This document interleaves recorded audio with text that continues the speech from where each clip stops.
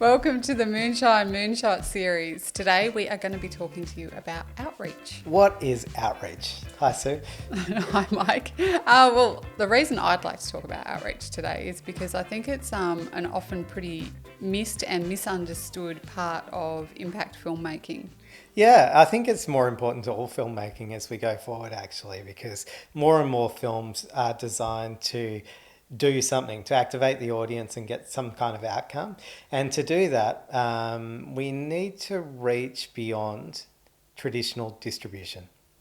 Yeah, we do. And I think distribution is often confused for outreach. So I think just kind of trying to separate those two different, both very important, but distinctly different things. So distribution is how you get your film in front of an audience, and outreach is about how do you get your film to do something, to get people to do something. So what is an outreach? I would say things that aren't outreach is putting your show on TV most of the time, where it's just passively consumed by people. Not always the case, because there are some shows that are more targeted to be interactive and to drive engagement, but most of them are more passively consumed. I'd say putting your films into cinemas in a general release where people just rock up and pay their ticket price and watch it is less likely to be classified as outreach. Putting things on video on demand, subscription video on demand services, often I would not consider to be outreach. However, now we're going to get into all the nuances, because there are events that are hosted in theatres, for example, that would very much be classified as outreach. There would be some types of TV live events that would definitely be considered to be outreach. And there are all types of opportunities through social media and digital media distribution, which could be classified as outreach. So the biggest difference from my perspective is whether the audience is passively engaging with the content as opposed to actively engaging, getting involved and doing something after they experience the content. Yeah, that's absolutely right. So you can go to the cinema and you can see an amazing impact film. I mean, there's some amazing impact films, but they don't necessarily have an outreach component. So, for example, one that's coming to my mind right now, a film that I really love called The Blind Side, the Sandra Bullock story of the young boy who becomes a football star, and the white family who embrace this black boy who then becomes. So it's all about racism and acceptance and all these other things, and it's a really powerful film, and it really makes you think, and it really starts some powerful conversations.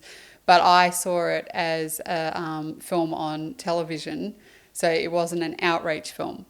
Whereas if I'd seen it in a cinema environment, but afterwards there was a panel and a discussion, and people were asked to join a mailing list or make a donation or get involved with a particular charity or do something, then that becomes an outreach event. Right. So outreach has more to do with movements rather than just audiences. Is that right? That's right. So it's about helping people to do something, to get involved, to make a difference, to be part of a change process. And, that can be anything. That can be from making a donation to signing up to a website to sharing content. All of those things are outreach.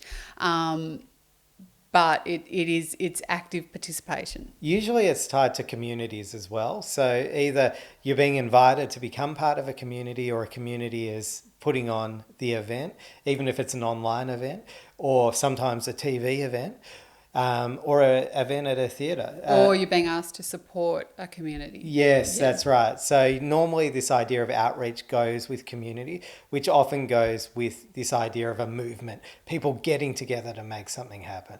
So that can take many forms, but it is powerful when you see it happening.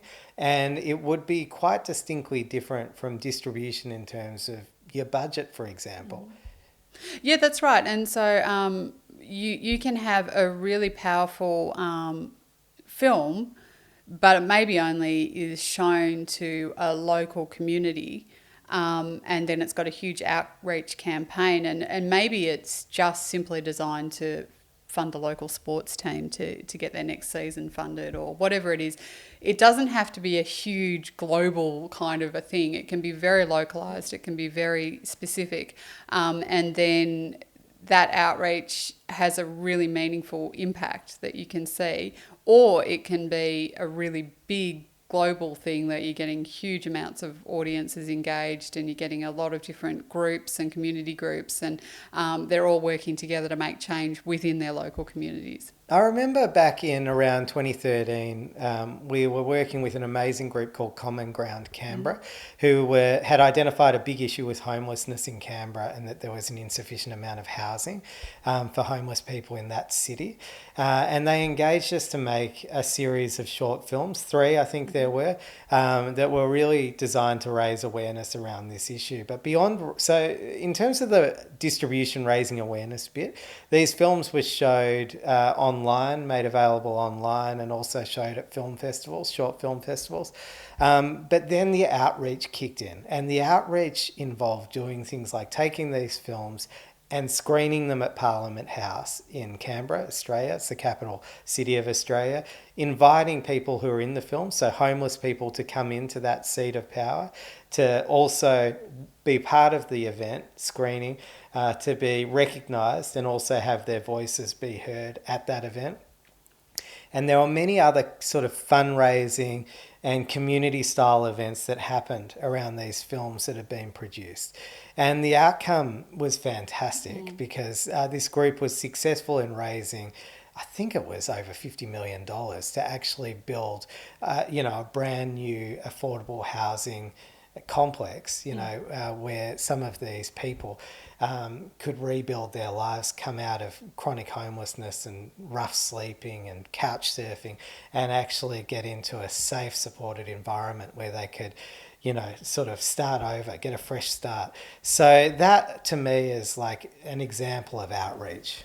Yeah, that's a really good example because it was a localized problem and it was a local solution, but it required enormous amount of input from the government and from local philanthropy to make it possible and make it happen, and they did. And the films that were produced that really helped them to convey their message there was 3 of them, and they were, I think from memory, they're about 5 minutes each, so they were quite short.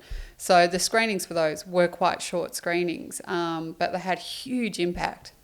Yeah, so I mean, the distribution part of that is you might have a budget to apply to different short film festivals, for the registration fees, possibly try and get it on TV if you can find a placement for short form content and publish it online. But then the outreach component might come into, doing, GoFundMe or an Indiegogo, Kickstarter type campaign. So trying to crowdfund the initiative you're working on. I would see that more as being outreach. It would be hosted events which were more strategic, like the ones I'd mentioned at Parliament House and with funders.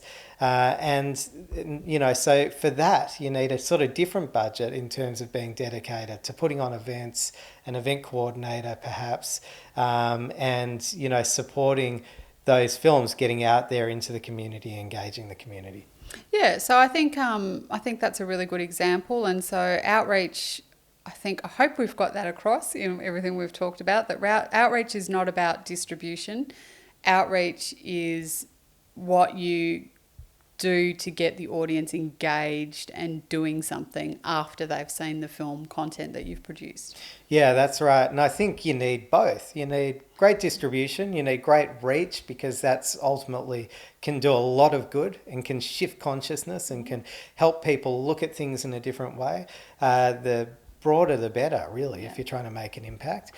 You also want really targeted good outreach, which makes sure that content you've produced gets in front of the people who can help you make the change you want to see in the world. And I think that's the difference. And these are intertwined concepts. But hopefully we've helped to unpack them a little bit, because I know they can sometimes get confused. So I guess the thing is, you can have distribution without outreach.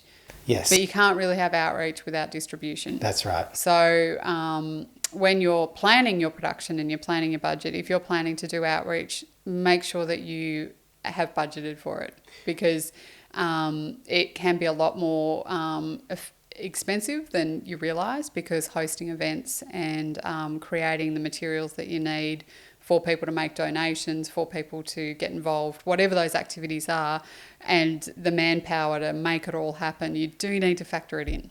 Yeah, so I think there's a big difference in terms of the amount of impact you can make through traditional distribution. Let's say it's on TV or video on demand, it comes down your Netflix, you watch it. It makes an impression. It can change your heart and mind. And that's good. But is it going to rally you and inspire you to take action, even if there's a solid call to action at the end? In some cases, yes, but it's going to be a small proportion of the audience. Now, take exactly the same piece of content and put it into an event format or an online event where you're highly engaged, it's interactive, you feel like you're part of a community, you feel like you're building a movement to make real change. Are you more likely to get involved?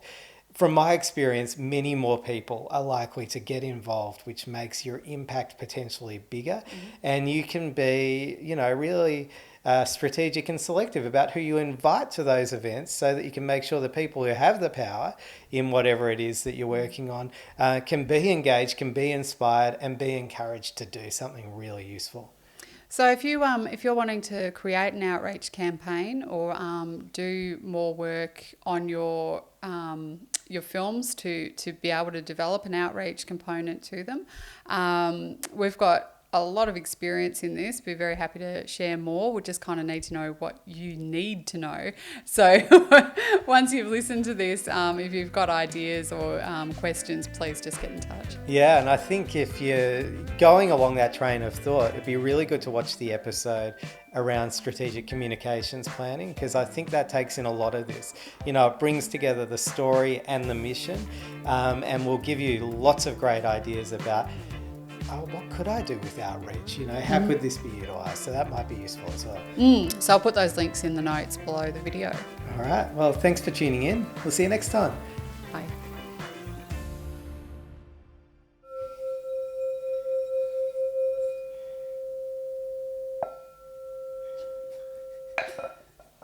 I feel like I just started a romper room.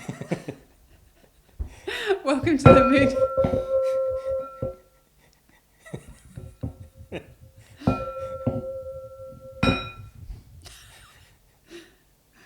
Welcome to the Moonshine Moonshot podcast. Oh, we're not a podcast.